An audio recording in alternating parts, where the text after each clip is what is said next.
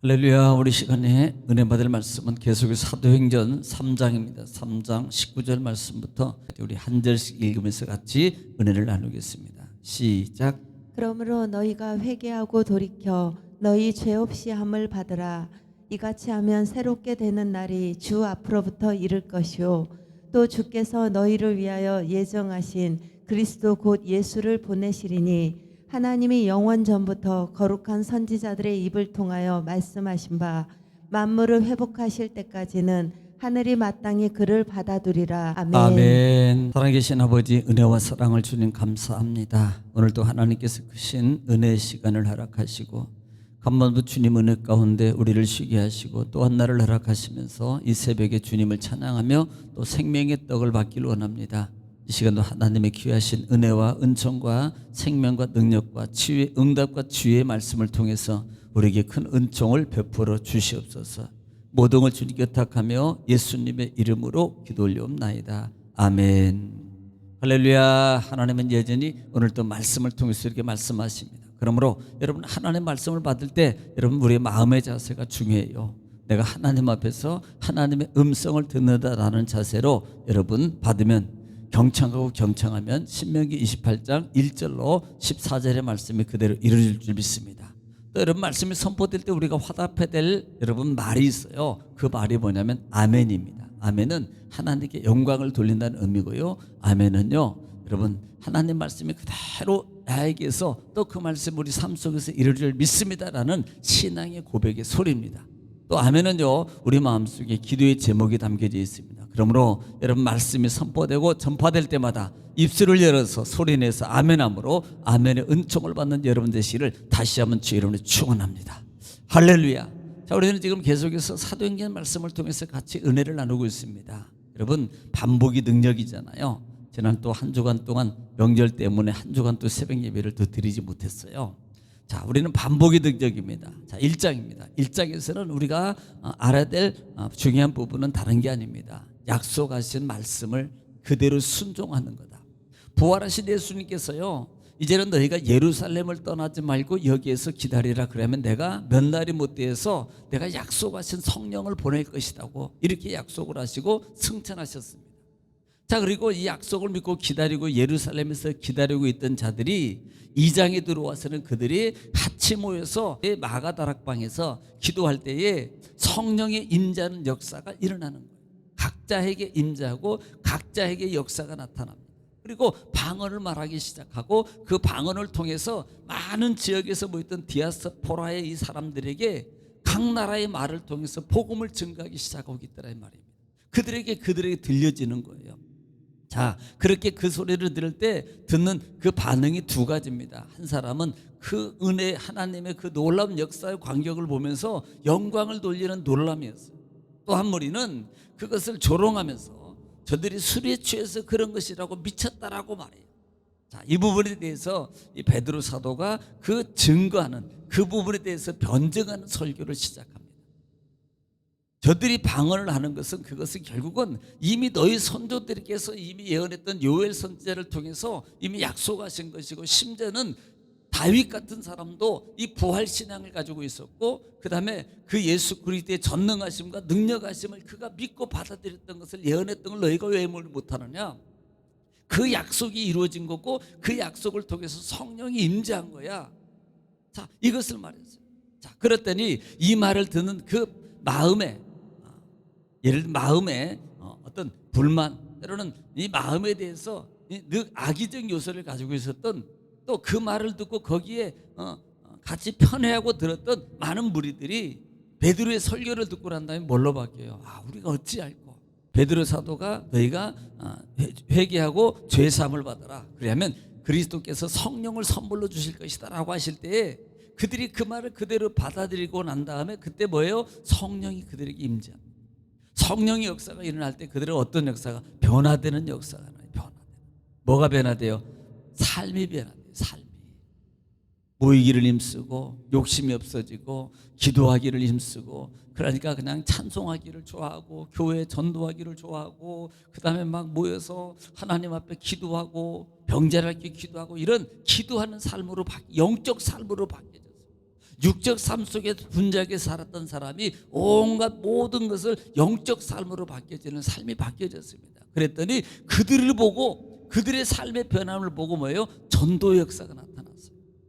3,000명이나 하루에 전도되는 놀라운 역사가 나왔습니다. 여러분, 우리가 바뀌면, 내가 성령으로 제대로 바뀌면요, 내 가족이, 내 이웃이, 그 다음에 내 친족이, 내 믿지 않는 많은 이웃들이 여러분 전도되는 역사가 일어나는 믿으시기 바랍니다. 그래서 우리는 내가 먼저 바뀌어야 된다라는 말이에요. 자, 3장이 들어왔습니다. 3장은 이제 베드로 사도가 제9시에 기도하러 성전에 올라갈 때 미문 앞에 앉은 안진병이의 기적적인 치유받는 사건. 지금 이 베드로를 통해서 뭐예요? 내게 있는 것으로 내게 주노니. 자, 두 가지 뭐라 그랬어요? 확증입니다. 베드로의 믿음의 확증, 성령 충만함의 능력을 확증했습니다. 그리고 그 다음에 그 확증을 뭐예요? 내게 있는 것, 예수 그리스도의 이름의 권세와 능력을 확증했기 때문에 매번 있던 그 자리에, 이 안진뱅이는 매 시간에, 기도 시간에 늘 거기에 하루 종일 앉아있는 그 사람입니다. 근데 마침 확증이 됐을 때, 성령이 확증이 됐을 때, 믿음이 확증되니까요, 이제는 뭐예요? 권세를 말하면 되겠다는 거예요. 여러분, 말하면 되겠다는 확증이 왔을 때에 그 안진뱅이를 통해서 일어나 걸으라고 손을 잡을 때 일어나는 기적 역사가 나타난다. 또 하나는 이 미분 앞에 안진뱅이 모습이에요. 안진뱅이 모습. 늘 안진뱅이는 하나님의 성전을 들어가지 못하고 늘 성전 곁에만 사는 인생이 삶입니다. 그러나 그가 성령 받은 예수 그리스도를 맡고 그 다음에 성령의 은혜를 입은 사람을 만났을 때 그는 어디로 바뀌어져요? 성전으로 들어가는 역사가 나요. 그가 걷기도 하고 뛰기도 하고 하나님을 찬양하더라. 추후에는 복음을 증거하는 자로 바뀌어지더라 이 말이에요. 자, 그 사건을 우리가 말씀을 드렸고요. 자, 오늘 계속해서 말씀하는 내용 부분이지만은 이제는 기도회를 마치고 나오니까 이 안진뱅이가 베드로를 잡았어요. 그리고 어떻게 보면 강권적이라 그랬어요. 잡는 이유가 있다 그랬어요. 잡는 이유가 두 가지라 그랬어요. 첫째는 감사합니다. 당신이 고쳐주셔서 정말로 고맙습니다. 또 하나는 이분이 나를 고쳤습니다라고 하는 증거예요. 이 베드로 사도가 나를 고쳤습니다라고 하는 그런 의미가 담겨 있습니다. 그랬더니 많은 사람들이 그 솔로몬 행각에 모였을 때에 다시 그 베드로 사도가 설명하는데, 그 이유가 뭐냐면 많은 사람들이 베드로의 능력을, 야, 저 사람이 고쳤대, 저 사람이 기도해서 나왔대, 저 사람이, 그때 베드로가 뭐라 그래요? 여러분, 내가 아닙니다. 왜 나를 봅니까? 내가 행하는 내 기도를 통해서, 나의 통해서 일어났던 행위를 통해서 일어나는 게 아닙니다. 나 보지 마세요. 하나님께서 하신 것입니다.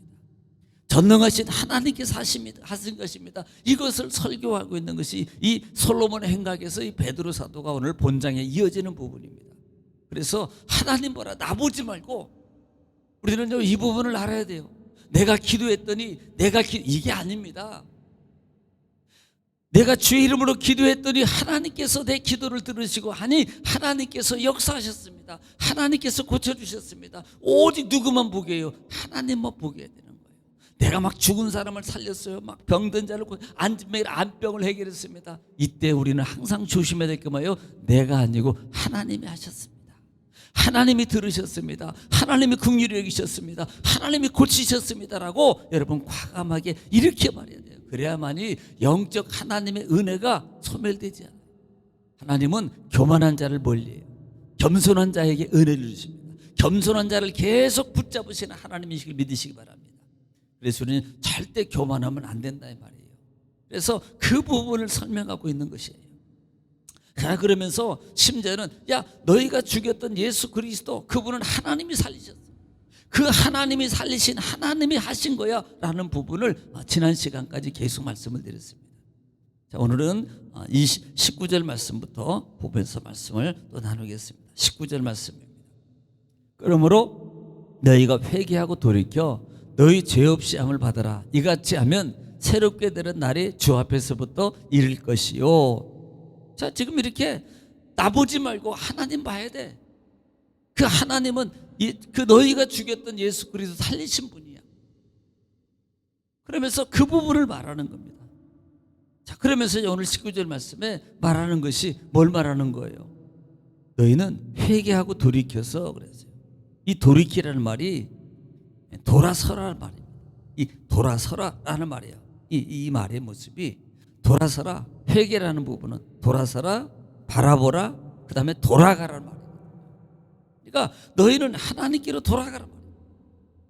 결국은요, 유대주의자들이 이런 모습을 말하는 거예요. 너희는 하나님께 돌아가. 너희 죄 없이 함을 받으라는 거예요. 이것이 돌아가라는 겁니다.